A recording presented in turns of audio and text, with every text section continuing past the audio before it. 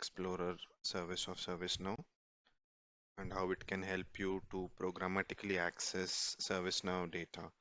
When we mean access, it could mean reading the data, writing back to the ServiceNow instance, um, and so on, right?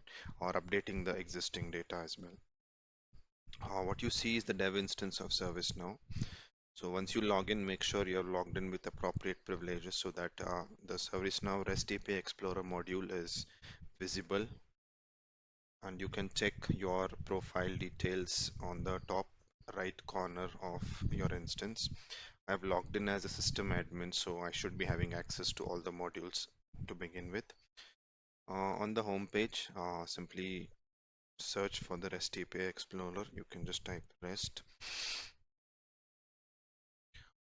There are other REST services with respect to REST outbound message and also services with REST API requests. We'll look at them in our future sessions. So today we'll explore the REST API Explorer, which is, as you see on the screen currently. Simply go to this module. It will load the default view of the landing table. On the left hand side, you have the namespace. There's now, and I will cover these details when we actually fire a request.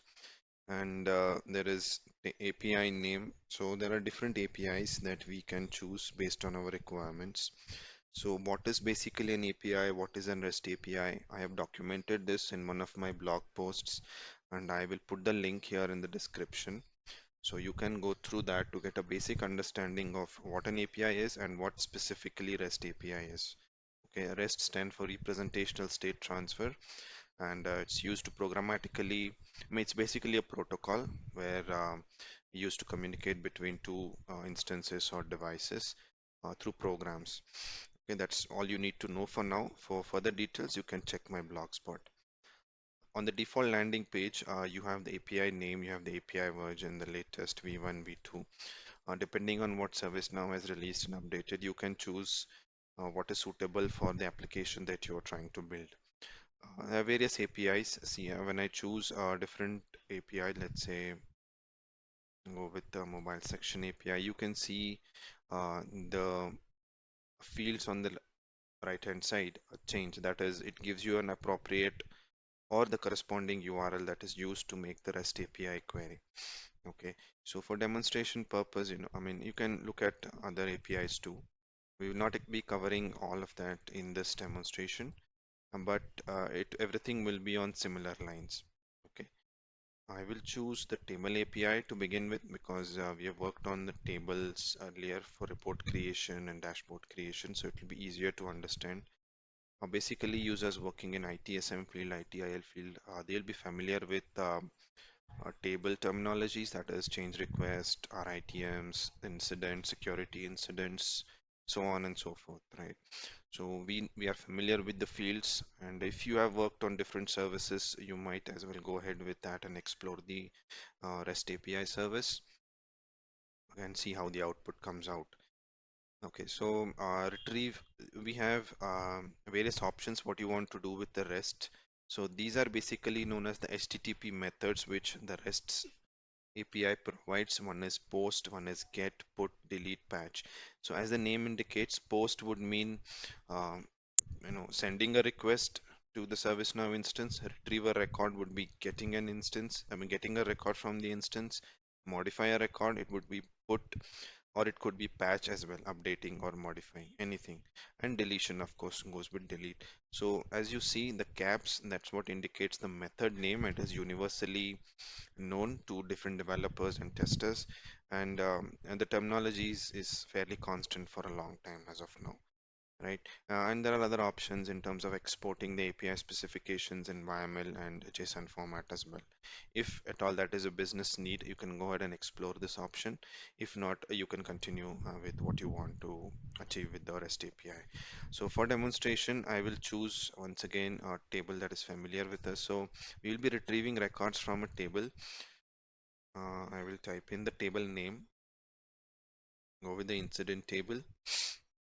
Okay, you can add various system query query. I will tell you what this is. These are basically filters, right? Based on the incidents, based on the table and what value you want and what level of details do you want, like in terms of pagination, in terms of limiting the entries, in terms of filtering the entries. This particular fields will be useful. Here is the limit. If you want to limit it one for testing or you want to limit it to 10. Okay, this is basically meant for testing. The actual codes will not be written here, right? And if you want to add any query parameter, you can specify that. And comes more important and very important is the data format. Usually we prefer JSON format. As you know, our data parsing happens fairly straight, I mean, relatively sooner when compared to XML and CSV. We can stick to JSON format, but if you have lesser number of entries, not too much of data to be pulled, you can choose XML or text or anything which suits your purpose, right? And once you have selected the request format and the response format, okay, all you can do is simply hit the send button. Here you go. This is the URI. URI stands for unique resource locator, unique resource identifier. URL is resource locator, and it will show you what was sent. Content type, it was sent application JSON. Since we have already logged into the instance, we again don't need to pass any authentication token or key. That is already taken care implicitly. And these are the response details. 200, as we know that it is a message which says we are able to reach the server and we are able to authenticate, etc.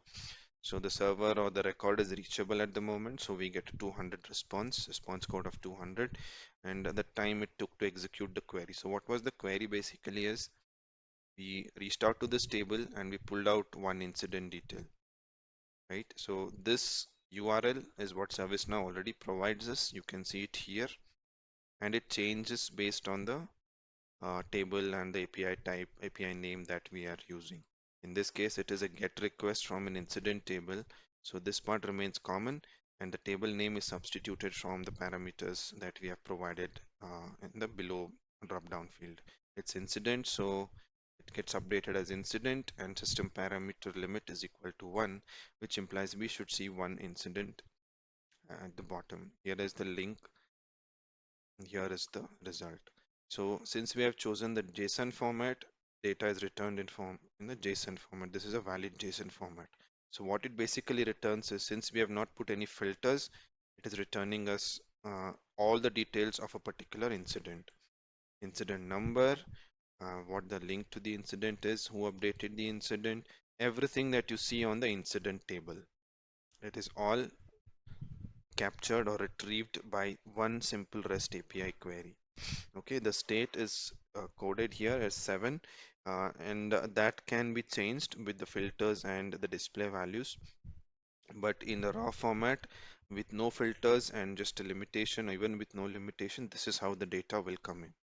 Right. So the importance of REST API Explorer. See, we know we come across various instances today where we need a programmatic access. Basically, one of the very popular use cases of REST API is to extract details from the service now for reporting purpose.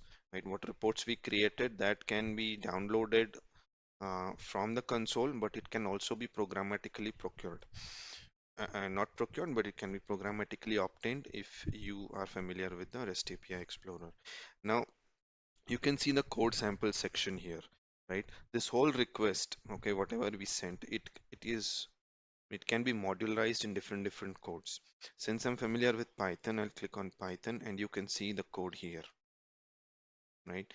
So what you can do is we will cover this programming part explicitly in the next session, but here just keep in mind this is the code generated by the request that we sent to retrieve incidents from the incident table. Okay, these are the Python library that it's using. That is a request library. The URL, these are the authentication details. Of course, that will change based on how we want to set whether a token or a username password. But for now, it is giving us an admin, which we know is not the case. And this is the code that will help us, fetch the response from outside the ServiceNow instance. This is the code that is modularized. Since we chose JSON response, we are getting the response back in JSON format. This is an inbuilt library function of Python, so we can simply print the data, store it, use it for further processing. So the Python code, if you are familiar with JavaScript, it comes in JavaScript too, right? It's not mandatory that you should be using the library specified by ServiceNow, but it is giving you a format or a particular skeleton telling that it can be done in this particular way as well. There is curl script as well that you can use to make a curl query to Snow, Perl, and PowerShell to follow with. Right, so we will cover more in the upcoming sections where we will write explicit Python codes to make a post request, to update existing records in a table, and also retrieve the records like we saw. This is what REST API Explorer of ServiceNow module offers to us. As developers, as testers, as engineers, we can go through this and see how we can utilize this module, learn about the codes and REST API mainly to automate our day-to-day operations pertaining to ServiceNow. I will put the blogspot link in the description, like I said before, for REST API. You can go through that, and if you have any queries on this, please start emailing me. If you want more content to be covered in depth, in detail, in a different way, I'm happy to do that. And but I'll write it back. But please make it very clear to me on what you want. All right. If anything more, again, shoot an email. So thank you for watching. Hope you found this content useful, and stay tuned for more updates.